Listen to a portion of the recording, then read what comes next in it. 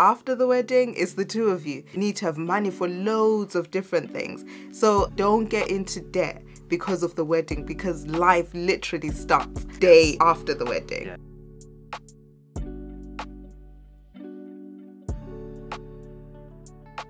Hi guys, welcome to another money chat with Skilled Finances. We are Tanda and Lindy, and this is the place to be if you want to learn anything about couples' finances. Getting married is one of the most exciting things to do in your relationship as a couple. But what tends to happen is you focus your time, your energy, and your focus on the wedding day itself. And sometimes it's easy to overlook some of the things that you need to be mindful of life after the wedding. So today what we're going to share with you are the money considerations that you should bear in mind as, yes, you're planning your wedding, but also what you need to keep in mind for life after the wedding. And towards the end of this video, we are going to be looking into a couple's money dilemma. It is a chance for us to give you our thoughts and opinions on a money dilemma that a couple has shared. Stick around for that. So the first thing for me, although this one isn't post-wedding exactly, but it definitely affects everything that happens post-wedding, is to not get yourself into unnecessary debt during the wedding planning process and the lead up to the wedding. Now, what does this look like? It means maybe going above and beyond and spending way too much on a wedding without really thinking about the fact that after the wedding, it's the two of you. You need to have money for loads of different things. So don't get into debt because of the wedding, because life literally starts day after the wedding. Yeah. And it can be tempting to do this because, you know, you think to yourself, well, it's a special occasion. Yeah. We want it to be nice. We want it to be big. We want all the family around. So we need to make sure that we can afford this idea of like we can, you know, do something big and massive and all the rest of it. But just be realistic. You know, just say, listen, this is what we can afford. And therefore we will do according to what we can afford. The second thing is to find out each other's credit scores and look at each other's credit reports and learn about your financial history when it comes to your credit score. The reason why this is powerful is because your credit score actually matters more than we may realize, in particular regarding things like getting a mortgage, getting a car on finance, and even these days in some industries when you're getting a job, they will look at your credit report. And it actually plays a big part. And when you do get married, in some cases, and you're going to open joint financial products, you're then going to create that financial link as far as your credit scores and credit reports are concerned. And therefore, you want to be in a good position to know, okay, this person I'm joining with emotionally and relationally, financially, what does our financial connection look like? What are you bringing to the, you know, to the table as far as credit scores are concerned? And is there anything that we should be aware of and maybe even spend time fixing and sorting out any history that we need to sort out? Because you don't want this to become a hindrance, like I said, when you're buying a house or if you get a new opportunity to get a new job and then you find out, oh, that fell through because your credit score is just not in the right place. So that's why this is important to know. Absolutely. And I think it's almost always with the house thing where you hear the really sad stories where people are like, yeah, we were so ready. We were ready to apply for mortgage. We'd saved up all of our deposit. And then, yeah, it just didn't work out. Yes. So that's definitely a good one to highlight. So the third thing is to be very mindful of lifestyle inflation. So what does that mean? Basically, once you move in together as a married couple, the thing is things like your utilities and certain bills, definitely, groceries and stuff like that, will sort of double. And there'll be more because now there's two of you. You've both got two different likes.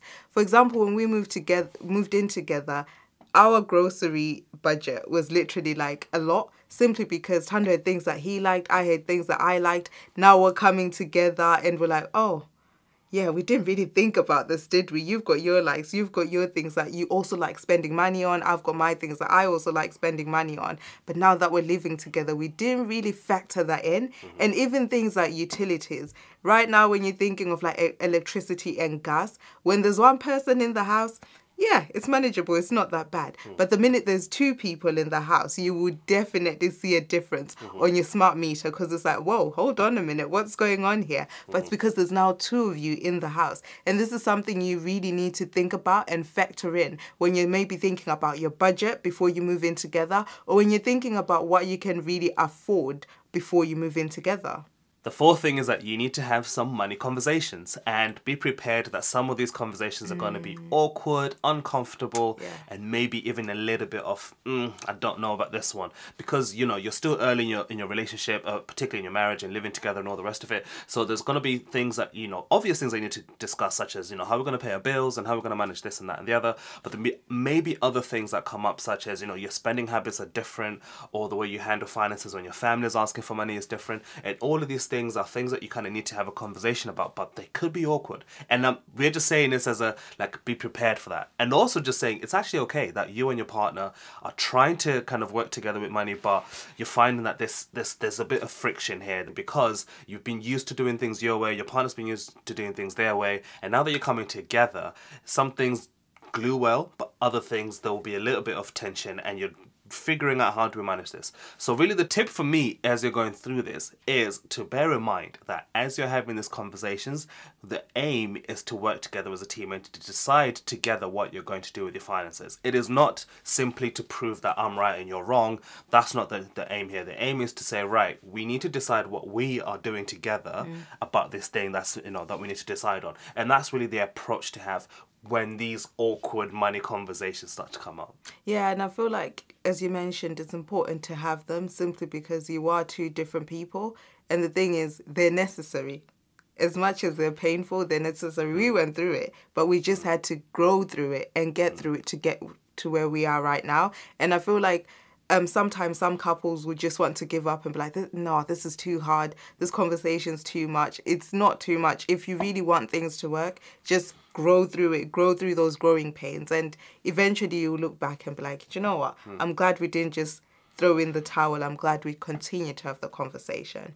Now, the fifth tip from us is if you are considering relocating after you get married, the best thing you could do for yourselves, that this is for the both of you, is to start looking for jobs way before you relocate. And I think a lot of the times some couples will assume that once we move, it will be easy to get a job, we'll be fine and things will be okay. Listen, the way the job market works nowadays, you might not be able to easily get a job. If it means you starting to have those conversations early with your employer about being transferred, for those of you that can, have it so early. Make sure you've got yourself a guarantee, you've got yourself something written down and signed to show that actually once you move, you will have that job. I think we faced this when we got married because I was like, oh, I'm still in uni, I'll just wait until I've graduated or until I'm close to graduating to then look for a job. And then when we moved to where we were living, it was so hard to then get the job. This is why we then share with other couples and encourage other couples that, well, if you're going to relocate, make sure you start looking for a job early and make sure you secure something early. That way, when you move, the transition's really smooth. Okay, so the dilemma is I don't want to tell my partner how much I earn. See, I can understand this if you're at the beginning of your relationship. So if everything's still fresh and you're still getting to know each other and you're still building the relationship, I can completely understand why someone wouldn't be comfortable telling their partner how much they earn. However, if you're not at the point where you're seriously committed and you're thinking about long term, you're thinking about maybe marriage or you're thinking about moving in together, then it's very important for you to be honest with your partner about how much you earn. How do you plan on planning your future or planning what steps to take next if you don't know how much you earn? For example, if you're considering moving in together, how do you even begin looking for somewhere if you don't know what you can afford? So I definitely say, yes, understandable at the beginning, but if you're now really committed and you're looking to build with that person, talk about how much you earn and talk about what your future looks like. So for me, I think if you're already in a committed relationship and you're still feeling like this, I would say you need to question why. Understand the reasons why you don't want to tell your partner. Is it because they have, you know, a bad history regarding money and you don't trust your partner, which is a much deeper issue here? Or could it be that maybe you're judging your partner based on your previous relationships, what happened in the past. And again, these are things that you would have to deal with, and it's not, you know, it's not right to judge your current partner based on what previous partners did. You need to judge your current partner based on them and them alone. And for me, I would simply say, if the issue is around trust, then focus on building trust with your partner. So if you found the things we've had to share with you today super useful, let us know in the comment section. If you've got any other tips for people that are getting ready to get married, or people that are thinking about getting married, if you've got tips about what to think about post-marriage, put them in the comments. I'm sure they'd love to read them. It's been great having a chat with you guys. We'll catch you soon.